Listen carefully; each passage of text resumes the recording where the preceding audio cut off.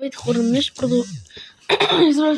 продължим с втора част на историята на всеки бор, част 2. Правя нов опит да направя, понеже това не може да се качи и да, нека този път е успешно.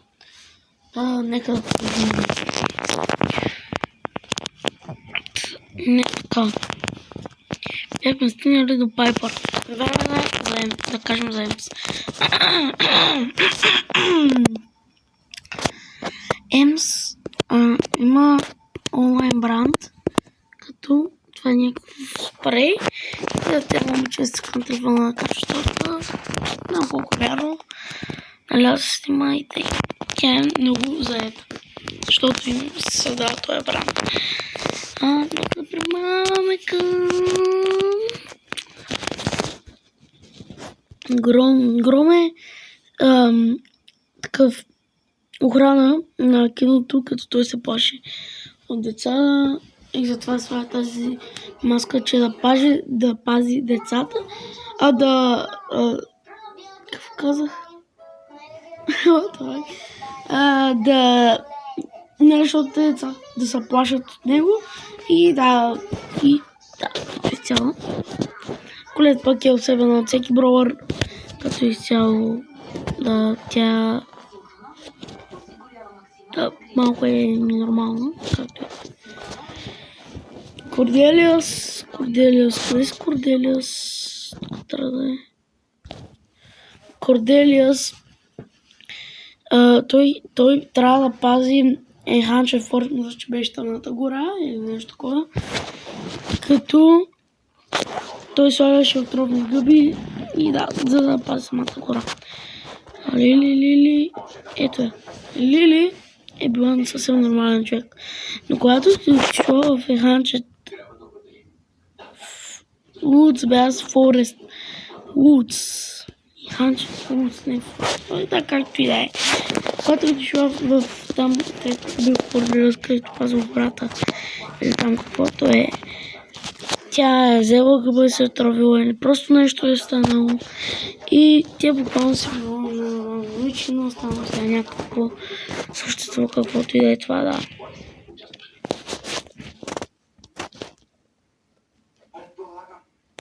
Санди е ударила, май беше громотевица ли беше, какво беше? И затова тя винаги е сънлива. Дай да нека цяло, да. Амбер, къде е Амбер? Чакай да отидем при Амбер, да видим къде е. Амбер е майка на Леон, Нита и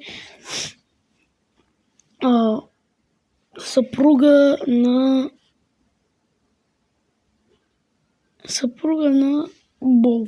Те ли беше? Да, те беше Бол. Ще видим. Знам дали говоря за Леон или там, май бях говорил. Сега пак ще говоря, ама да. Ето Бол, това е бащата на Нита и Леон, като тя, да. Амбер пък, сега да кажа, че тя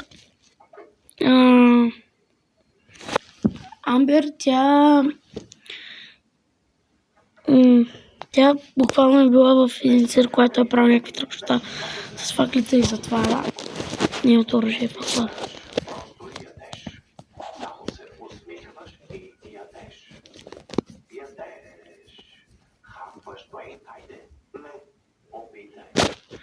Кро е една птица, която е създала един токсин и като цяло трябва правят някакви експерименти, да. Мейс, тя се занимава с киното, като тя пуска телевизорите и там прави нещо с устройството, там с екраните, да. Мисля, че ме разбрахте и да носите ме прави.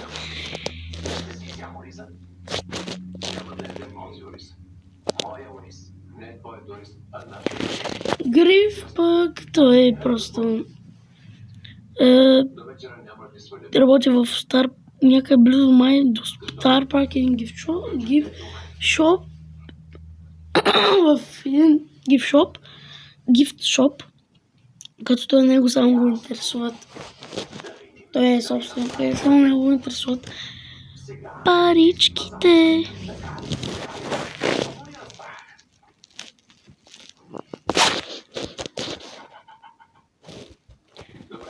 Добре.